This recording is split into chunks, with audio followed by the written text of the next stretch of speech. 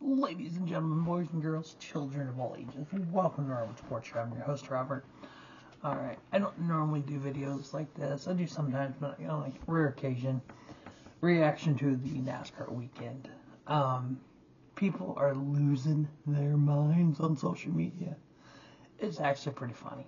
Let's address yesterday the NASCAR Cup Series champion, two-time champion Kyle Larson. I'm not a Larson fan, mind you. As you can tell by the shirt, I'm a Denny Hamlin fan. Kyle Larson did not luck into the championship. Yes, Denny Hamlin dominated the race. Yes, Denny Hamlin led 200 plus laps to this race. Denny Hamlin had a 3-second lead with 3 laps to go. Yes, all that is true. That is exactly what happened. William Byron blew a right front tire and hit the wall. Caution comes out. NASCAR didn't steal the championship from Denny Hamlin like I've seen people say.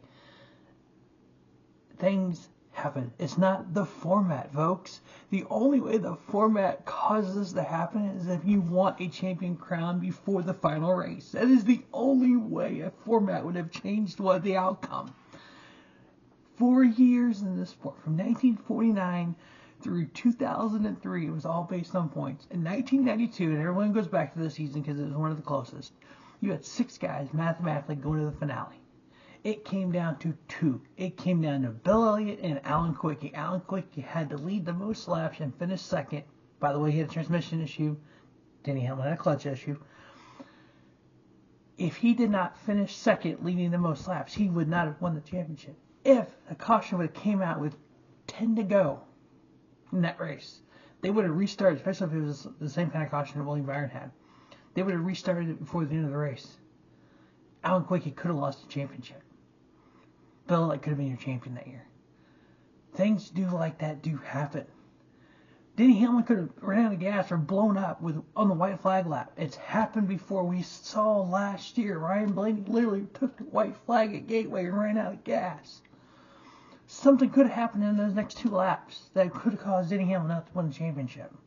So the race was over and he was caught. No, he doesn't. Denny Hamlin he lost. Yes, it was heartbreaking. It was gut-wrenching. As a matter of fact, I had saw it on social media before I finished the race, so I knew Kyle Larson was champion. I just didn't know how it happened until I saw it.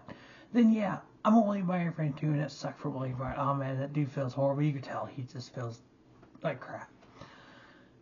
It is what NASCAR is. Unless the championship is crowned early, the format had nothing to do with this race. Yes, Kyle Larson did not lead a lap. So what?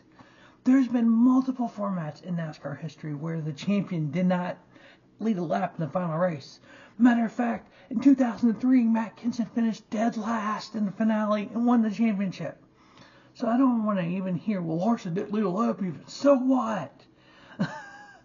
Things happen in this race. Yes, it's heartbreaking for Denny Hamlin. Especially the story about his dad. I mean, I pray his dad is around next year for Denny to do this again. But it's not going to define Denny Hamlin not being a champion. He's got 2 years left on his contract. He's got 2 more shots at it. It could possibly happen. But here's the thing.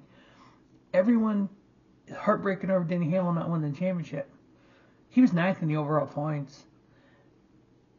Without the playoffs, he was 9th in points. Everyone wants to look back at last year and bitch and complain about Joey Logano. And yeah, the only difference between Joey Logano last year and Denny Hamlin this year was Denny had 6 wins, yes, but the story, that was really the biggest difference. But okay, whatever, folks. As for Saturday, it sucks for Connor Zilisch. It truly does. I met him at Gateway this year and had a conversation with him, and I asked him, what track? I go, you're fast everywhere. Is there a track you're not fast at? He laughed. He goes, Darlington. And you know what? In the history of this sport, the best statistical driver hasn't won the championship before. Not the first time, not the last time. I just hate it for Jesse Love. He's a valid champion. He did everything he's supposed to do and won the championship. But everyone says he's not the champion. And it just, he's got to see this stuff on social media. And people in his inner circle have got to tell him. And he's best friends with Connor Zilisch. That even makes it even worse. But, He's a deserving champion because he did everything he was supposed to do, the same way that Kyle Larson did. Again, I'm not a Larson fan, but what happened on Sunday was just the nature of NASCAR racing since 1948. And prior to that, even actually, NASCAR itself started in 1948. Bill France owned a racing organization. Was it National Championship Stock Car Association or something like that? There was two of them prior to that. And so yeah, Bill France started running organizations around racing 1946. He was involved in racing prior to that as well. So since day one of racing, if the championship has come down to the last race, what we saw on Sunday could happen. Period. But it's not the format. The format only brought 4 people there. 2 were kind of already out of it. So it left 2 people. William Byron blew a tire. Yes, he did. There was some tire. I'm not going to say tire issues. I don't think it was a Goodyear issue, to be honest with you. The fact that we had long runs early on and no tire problems, that tells me right there it's not a tire issue. Because if it was a tire issue, just like some people brought up 2008 in Indianapolis, I think it was 2008, that was consistently throughout the whole race. This was just spurts and some different times. It's called low air pressure that damages the sidewall. It's called low air pressure and diving down in turn 1 in the whatever the hell you ball field, whatever you want to call it. You didn't have to do that. They chose to do that, and that damaged the tires as well. So yeah, it was a combination of things. Again, does it suck for Denny Hamlin? Yes. Does it suck for Denny Hamlin fans? That sure the hell does. But it's not the format. It's not NASCAR. We could have a 36 race championship. No playoffs. No playoffs at all. Get to Homestead next fall. We could have Denny Hamlin with a 5-point lead or 8-point lead over Bubba Wallace. We could have the exact same scenario left. We could have Denny Hamlin dominate Homestead next year. Dominate. They could be tied after the stage points happen. Bubba Wallace, Denny Hamlin. Denny Hamlin leading the 400 laps at Homestead or 267 laps. He could lead 200 of them. 3 laps to go. William Byron could blow right front tire and hit the wall. Everyone comes and gets new tires because Homestead, you will need new tires for sure. They do wear out there. Bubba Wallace can take 2 tires. Christopher tonight can go ahead and do 2 tires, like just like Cliff Daniels did. The same exact scenario can happen. Bubba Wallace could be your champion then. Literally down to the millisecond, exactly what happened. You gonna blame the format then? Because there's a full season playoffs? You're not. No, you're not. It's racing. Things happen. It sucks, but it does. I will say this. Denny Hamlin's getting a lot of new fans. I love it. Is he gonna be the most popular driver this year? The best takeaways from all this: the best statistical driver has not won a championship in every single season in NASCAR history. Just because you get 10 wins doesn't mean you're champion. Just because you have the most top 5 doesn't mean you're champion. Just because you have the best average finish doesn't mean you're champion. That's been the rule since day 1 in NASCAR.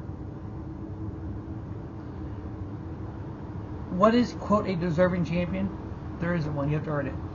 You don't deserve nothing in this sport. You have to earn it. If you didn't earn it, you didn't earn it. Period. Bar none. Simple as that. Based on the rules, Jesse Love was your best driver on Saturday night for the NASCAR Xfinity Series. They already said we will have a different format next year. The 3 options have been thrown out there is no playoffs, 36 race format, 3-3-4, which I'm not crazy about because I think you get a real wonky shit happen with that one. And then the other one was the old Chase 10 race, which I'm fine with if they want to do that. I've actually came up with that idea, but do it combination. Do the chase, but have eliminations. There's no resets. That's really that's the biggest piece of that is the resets.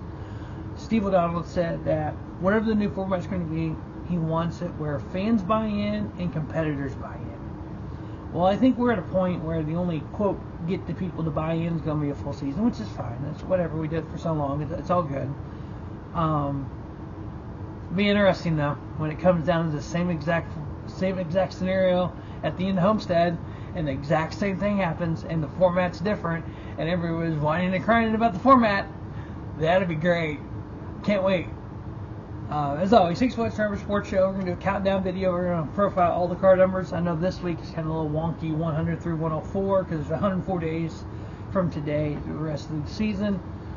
It's going to be a little different because not a lot of stats in those car numbers, but could be given on Saturday, which would be 99 days. We'll definitely get into the meat and potatoes of the NASCAR car numbers. But as always, thanks for watching Robert Sports Show. Don't just have a great day. Have a spiffy day. Robert Sports Show, your YouTube leader in sports channel content. Every NASCAR champion is legit and deserving. Thank you.